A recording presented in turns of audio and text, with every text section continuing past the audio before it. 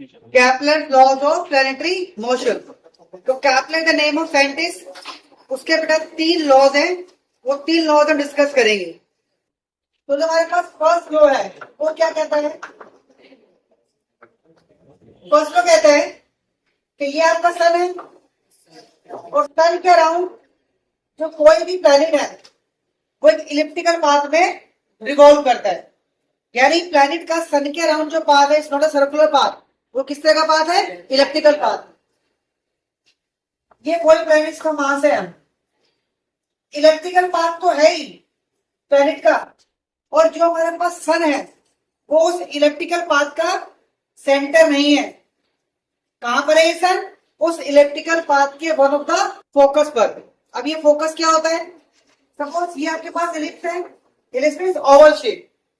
तो इलिप्स के 2 एक्सिस होते हैं, एक मेजर जो बड़ा एक्सिस है, दूसरा माइनर जो छोटा।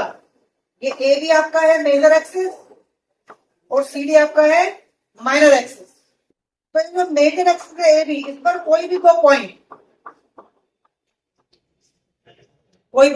पॉइंट, अब वो पॉइंट कैसे है? या तो एफ या एफ, दोनों पॉइंट ही क्या है? फोकस है। अब ये फोकस की प्रॉपर्टी क्या है? अगर हम किसी भी पॉइंट को सेंटर से मिलाएं या फोकस से मिलाएं, तो उस केस में जो दोनों का डिस्टेंस का सम है, यानी OM प्लस M, ये जो सम है ये इलिप्टिकल पाथ के किसी भी पॉइंट पर इक्वल आएगा। फॉर एग्जांपल, अगर आप M में लेके N ले लो, तो अब ON equal ON plus MF, ये दो डिस्टेंस क्या होंगे? इक्वल होंगे। तो फोकस वो पॉइंट है इलिप्टिकल पाथ का, अगर सेंटर से इलिप्टिकल पाथ पर किसी पॉइंट को मिलाए तो उस पॉइंट का सेंटर से और फोकस का जो सम है डिस्टेंस का, वो हर पॉइंट के लिए क्या रहता है? सेम रहता है। तो ऐसे पॉइंट को क्या कहते हैं? फोकस कहते हैं। तो ये जो आपका प्लैनेट है ये इलिप्टिकल पाथ रोटेट कर रहा है और सन कहां पर है? उस इलिप्टिकल पाथ का एक फोकस है। तो फर्स्ट में कहता है कि all the planets revolve around the sun in a elliptical path, right? जिसमें सन क्या है? Sun is one of the focus. तो right, sun is one of the focus. ये आपका हो गया फर्स्ट लॉ। अब सेकंड लॉ क्या कहता है?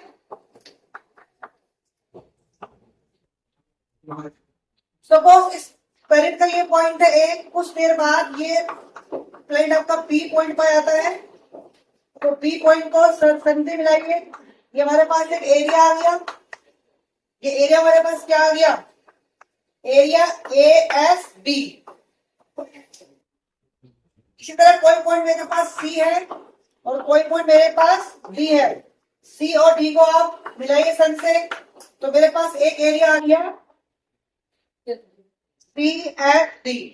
तो सेकंड लॉ कहता है कि line joining centre of the planet to the sun sweeps equal area in equal interval of time. यानी अगर मैं प्लैनेट के सेंटर से लाइन को मिला दूं सेंटर से, तो ये प्लैनेट एक इक्वल इंटरवल ऑफ टाइम में इक्वल एरिया कवर करता है। यानी किसी भी फिक्स टाइम इंटरवल के लिए ये जो एरिया है ASB remain equal to CSD। Suppose planet 2 दिन में A से B तक पहुंचता है, तो ये वाला एरिया कवर कर लिया उसने। उसके बाद किसी पॉइंट C और D, C पॉइंट से D पॉइंट तक अगर जाने में उसको 2 दिन लगते हैं, तो ये एरिया कवर करता है। तो सेम टाइम इंटरवल हो गया ना, A से B का और C से D का। क्या टाइम इंटरवल हुआ? 2 डेज। तो सेम टाइम इंटरवल में जो आपका एरिया है वो क्या आएगा? सेम आएगा। यानी जो प्लैनेट है वो इक्वल एरिया स्वैप करता है। क्लियर है? ये आपका था सेकंड लॉ। अब इसी को हम कहते हैं एरिया वेलोसिटी, यानी equal area equal interval of time, यानी rate of change of area divided by dt, that is called area velocity. और ये क्यों कह रहा है? dy/dt, यानी जो आपका एरिया है पर यूनिट टाइम या area in particular time remain same, तो rate of change of area is called areal velocity. तो हम ये भी कह सकते हैं कि प्लैनेट की किसी भी टाइम इंटरवल के लिए जो एरियल वेलोसिटी है दैट रिमेन कांस्टेंट। क्लियर है? ये तो हो गया सेकंड लॉ। अब हम बात करते हैं थर्ड लॉ। थर्ड लॉ क्या कहता है?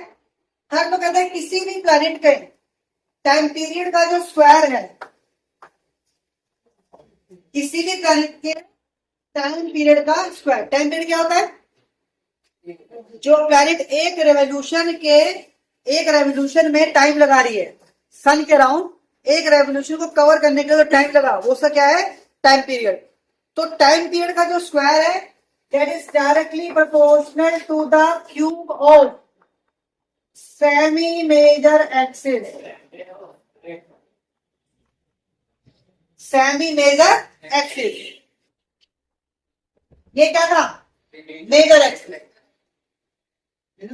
Major axis. तो इसका पार्ट क्या हुआ? सेमी यानी आधा। तो जो स्क्वायर ऑफ टाइम पीरियड है वो directly proportional cube of semi major axis, यानी इस मेजर एक्सिस का छोटा वाला पार्ट, सेमी वाला पार्ट, उसके क्यूब की। तो they are the 3 laws of planetary motion.